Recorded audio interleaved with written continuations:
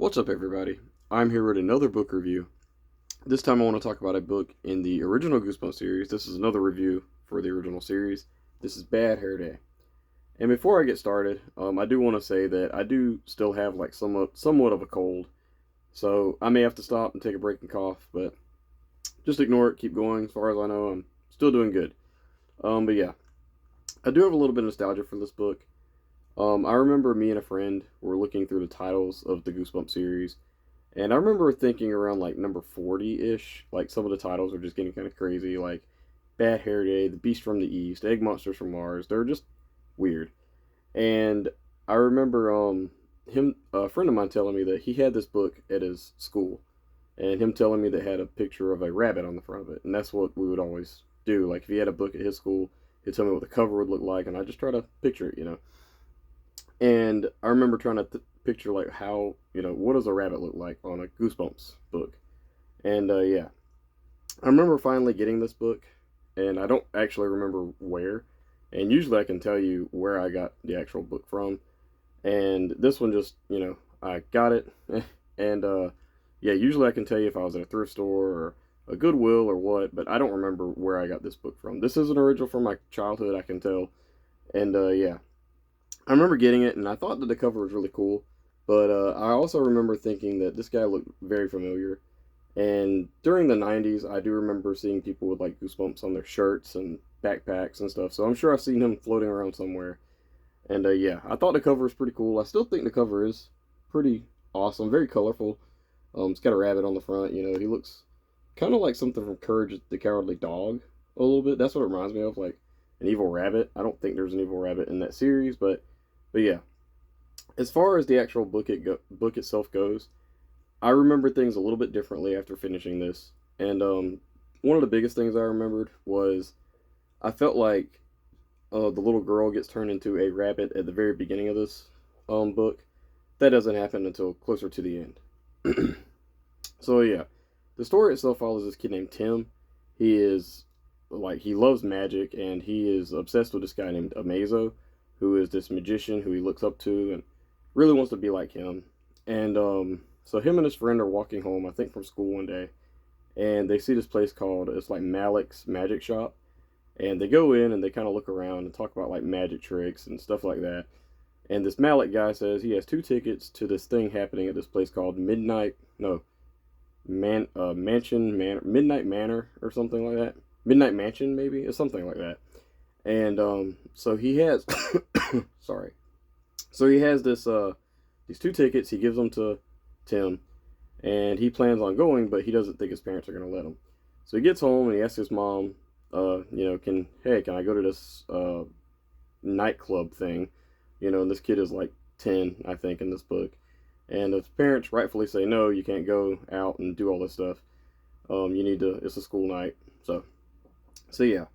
After this, we kind of get like a weird, like 2 or 3 chapters of Tim trying to do magic tricks and them failing thanks to his little sister named Jenny, who is very annoying in this book. She loves to like karate chop people and do this thing where she thumps Tim's nose and makes this weird like boing sound or whatever. It's really dumb. But yeah, eventually Tim goes to sneak out to this midnight mansion place or whatever to see Amazo in this act, and Jenny sees him and she ends up blackmailing him into following her, letting her come with him. So they're at this nightclub thing, and Tim is in the audience, and Amazo says, "I want you to disappear. I want you to like come up stage when I ask for a volunteer." And Tim does. And he puts him in this box, and he disappears, but he falls through this trap door. And when he goes down, Amazo says that he'll come and get him later on. He never shows up. So eventually Tim, gets a little weird, so he gets out, and he sees Amazo's door open, so he's like, this is his chance to actually meet this guy.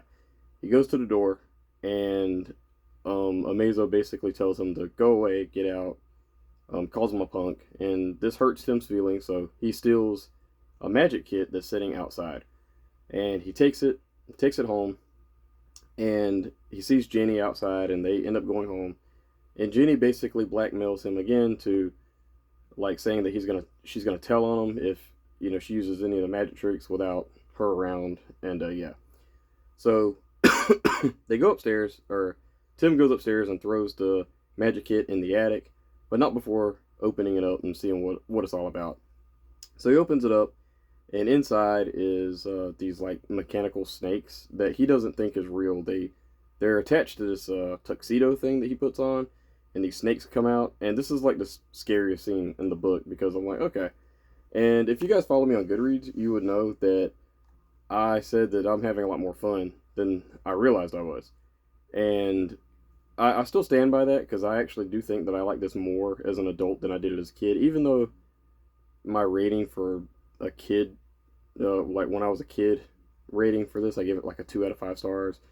And as an adult, it's going to be a little, yeah, kind of a spoiler on the rating, but it's going to be lower than that, which is terrible. But yeah, but I think that I just didn't know how to rate things, but maybe I still don't. But yeah, so he's upstairs, and these mechanical snakes get loose, and he puts everything back up. And the next morning, they're at breakfast, and Jenny, there's this weird exchange where she says, "Hey, I have a secret," and the mom is like, "Did you say you have a secret?" And Tim is like, "No, she said she had a wee pet," which is it was stupid. It was like this little, yeah, whatever. I'm not even gonna explain it. Just yeah, whatever. It's really dumb. It just kind of goes back and forth. And this book is somewhat funny. I mean, I think that part was actually a little funny, I guess. But yeah, Saturday comes and the kids get ready to do their magic act because Tim said that he's not gonna do any magic act with this kit until Saturday, even though he done it, and that's why Jenny tried to like get him in trouble because she knew that he did some of the magic stuff. So they go to this magic thing or outside, and he ends up doing like this thing where he loses. There's this like seashell thing with these ball things that end up like multiplying, getting like a bunch of them like popping up, and I think there's like doves, yeah, that shoots out of his wand, I think, or hat, and yeah, it's nothing happens really, and Jenny eats a carrot and she turns into a rabbit. And after this, he is trying to get Jenny back into her human form, and he can't seem to do it. So he goes to Amazo's again to figure out like what's going on, and this is kind of the ending. And the twist was not great. I didn't make a lot of sense. I mean, it was something, I guess, and I thought that I would actually like the twist a lot more because as a kid, I remember thinking the twist was pretty good, but this one didn't make a lot of sense. And the final twist ending was dark, but it was just I didn't care at that point. So Bad Hair Day, in case you haven't noticed, this was not one of my favorite books. This is actually my least favorite of the original Goosebumps series that I've read so far. Um, I said that I probably liked it more as an adult. I think I understood it more as an adult, or appreciated it, I guess, more. But I still didn't like it. I didn't like it as a kid, didn't like it as an adult. And I'm actually going to give it a 1 out of 5 stars. I didn't think that anything really deserved to be any higher. There's no scares, really. The snakes was the scariest part, and it was fake. Amazo wasn't really scary. He was interesting. Like, I kind of wanted to learn more about, like, well, I can't really say because that would be spoilers, but I did want to learn more about, like, I'll just say how he became what he is. And yeah, there's no explanation for any of that. But yeah, Bad Hair Day, I give it a 1 out of 5 stars. This is the first 1 out of 5 stars on this channel. And the first original Goosebump book that I give a 1 out of 5 stars. Hopefully there's not any more. And I don't think there will be. But, you know, again, I'm only almost halfway through the original series. So we'll see. But Bad Hair Day, not a great book. I know a lot of people actually kind of seem to like this book. I actually watched some videos with Michael Goosebumps fans and Sean Stevenson.